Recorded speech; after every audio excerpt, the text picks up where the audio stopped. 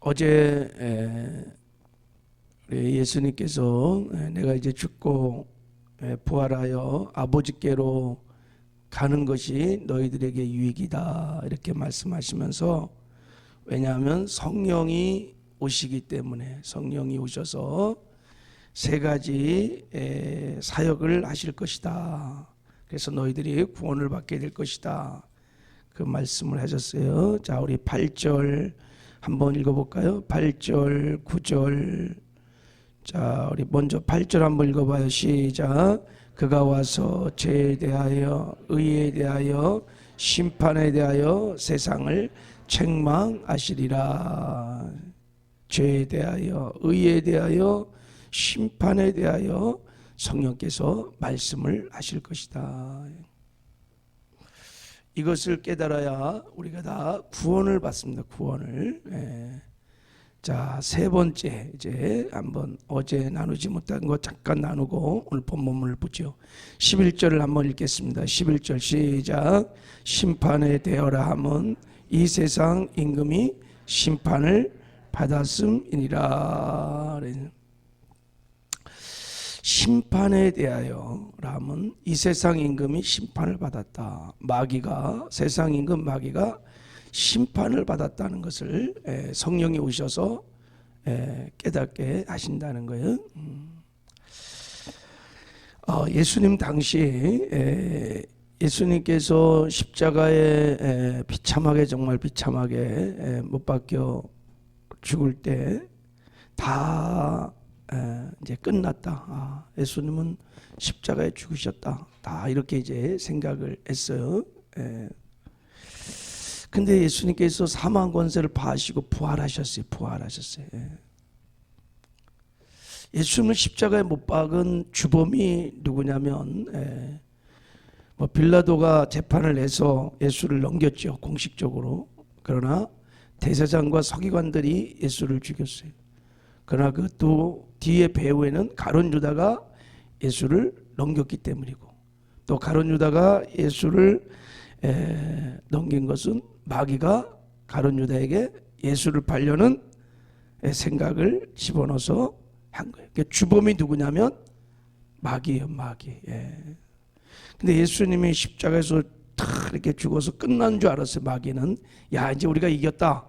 그런데 예수님이 생각지도 못했던, 전혀 누구도, 전 인류의 그 누구도 예측하지 못했던, 아무도 상상하지 못했던 예수님이 사망 권세를 파하시고 부활하신 거예요. 이게 부활. 그래서 예수의 부활은 말씀드린 대로 예수님이 죄가 전혀 없으신 완전한 의인임을 말씀하고 있는 것입니다. 죄가 있는 사람은 부활할 수 없어요. 죄의 삭은 사망이에요. 이것은 하나님의 법이에요. 근데 예수님께서 사망 권세를 파하시고 부활하심으로 죄가 전혀 없으신 의인임을 부활이 증명한 거예요. 그래서 마귀가 이 십자가에서 합법적으로 죄가 전혀 없으신 예수를 십자가 못 박은 살인자로 정죄를 받, 정죄, 심판을 받고, 그리고 그 사망의 무게를 다 해체하고 하나님 주님께서 사망 선고를 하신 겁니다. 그러니까 십자가는 우리에게는 구원의 은혜가, 구원의 길이 열리는 거였다면 마귀에게는 마귀를 잡는 덫이에요. 마귀가 십자가에서 심판을 받고 정죄를 받고 진멸을 당하는.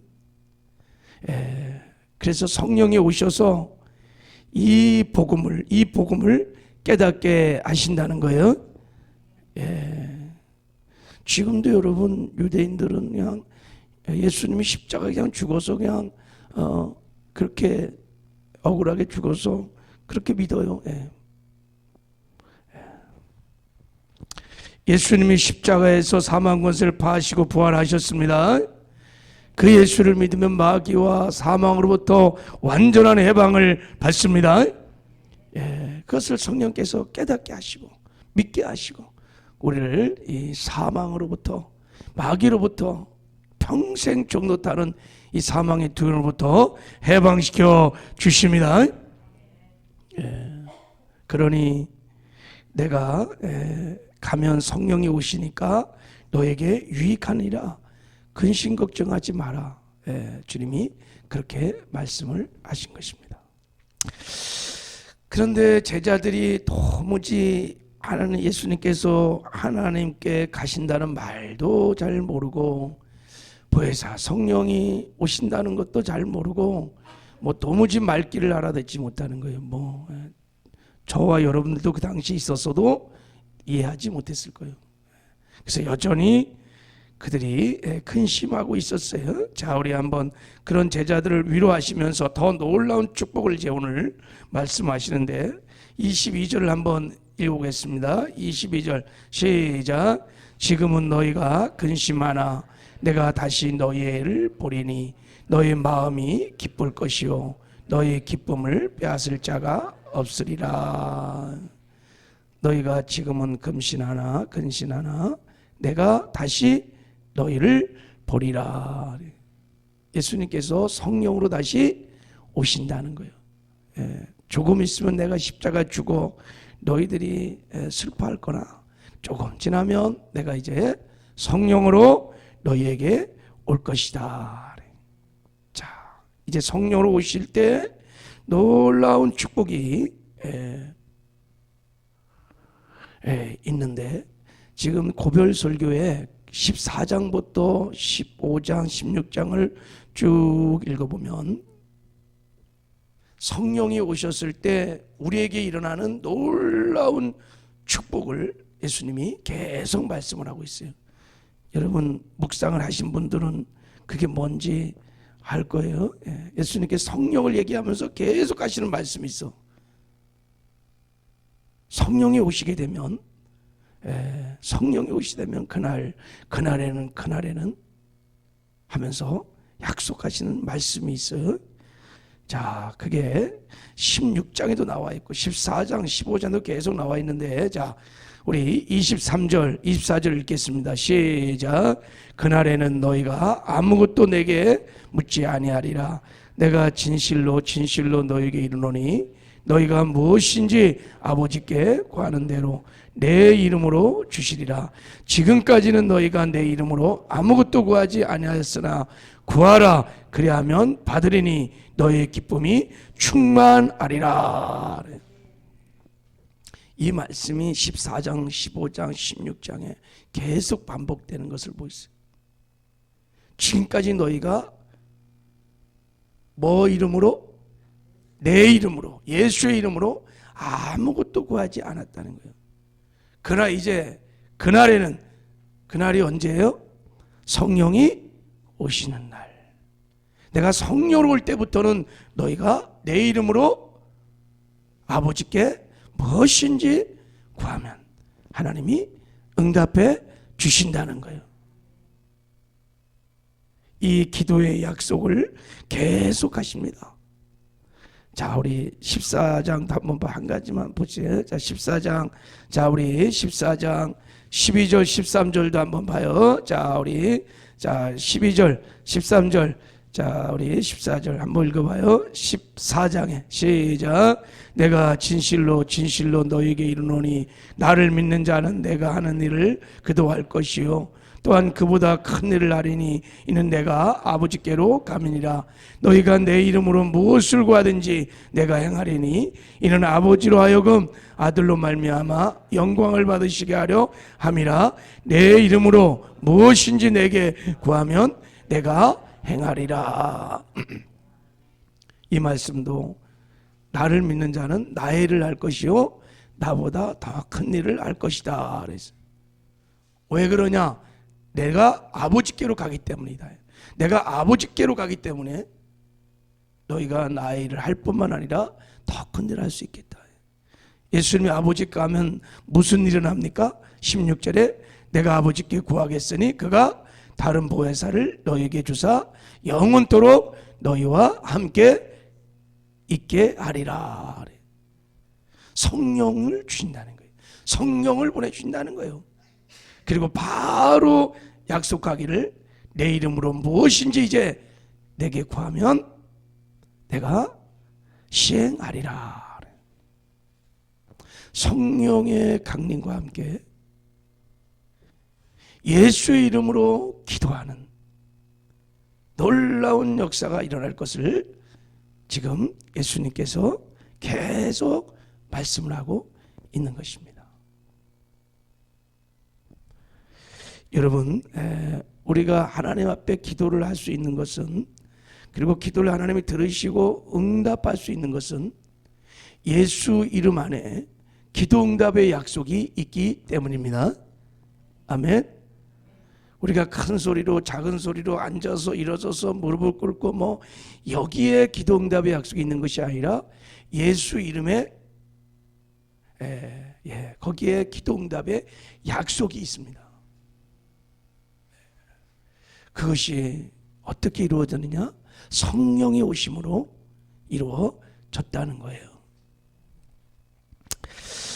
여러분, 이 말을 조금 우리 좀 이해를 해야 우리 한번 이 기도가 여러분 얼마나 놀라운 축복인지, 우리에게 예수 이름을 하나님이 주셨다는 것을 믿을 때 예수 이름에 놀라운 능력이 있습니다. 예수 이름으로 기도하면 응답을 받습니다. 예수 이름으로 귀신을 쫓아냅니다. 사단을 결박합니다. 예수 이름으로 병도 치료합니다. 예수 이름으로 세상을 통치하고 다스립니다. 하늘과 땅의 모든 권세를 가지신 주님의 이름을 우리에게 주셨어요. 어떻게? 성령이 오심으로 그랬다는 거예요. 여러분, 에베소 3장에 보면 유명한 사도 바울의 에베소 교회를 향한 중보 기도가 두 가지가 나오는데, 그게 두 번째 기도에 사도 바울이 이렇게 기도를 합니다. 내가 하늘과 땅에 있는 각 족속에게 이름을 주신 아버지 앞에 무릎을 꿇고 비노니 그랬어요. 하늘과 땅에 있는 각 족속에게 이름을 주신 하나님. 이 각 족속이 뭐냐면 하나님의 권속을 말합니다. 하나님의 패밀리. 그러니까 예수님과 동일하게 조회라고 하는 하나님의 생명을 얻은 하나님의 자녀들을 말하는 거예요. 가족들에게 무슨 이름을 줬냐면 예수 이름을 주셨다는 거예요. 예수 이름을 주셨다는 거예요. 여러분, 하나님께서 우리에게 예수의 이름, 이 예수 이름은 하나님의 이름이고 성자의 이름이고 성령의 이름이십니다. 그 이름을 우리에게 주셨다는 거예요. 언제 주셨느냐? 어떻게 주셨느냐? 어떻게 이것이 가능하냐? 지금 예수님이 이 얘기를 계속 지금 하시는 거예요. 여러분, 우리 아버지의 성이 뭘 것 같습니까? 제 아버지의 성이 조씨예요, 조씨. 그럼 제 아들의 성은 뭐예요? 조씨예요. 왜 이렇게 다 성이 조씨일까요? 제가 아버지의 씨를 받았기 때문에, 제 아들도 제 씨를 받았기 때문에 조씨입니다. 이거를 여러분 가족 이름이라고 하는 것입니다. 가족 이름, 패밀리 네임이라는 것입니다. 씨가 그래서 다 조씨예요. 우리가 성령이 오셔서 우리가 거듭나는 순간, 하나님의 조회라는 생명으로 거듭나는 순간 우리 안에 하나님의 생명, 하나님의 씨가 들어오면서 우리가 다 하나님의 자녀가 되었습니다. 할렐루야.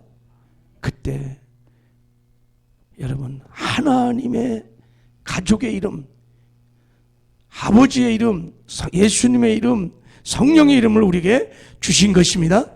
합법적으로 우리에게 예수의 이름을 하나님이 주셨습니다. 그리고 이제 지금까지 너희가 내 이름으로는 구하지 않았으나 이제 내가 다시 오면 너희들이 내 이름으로 구하면 얻게 될 것이다.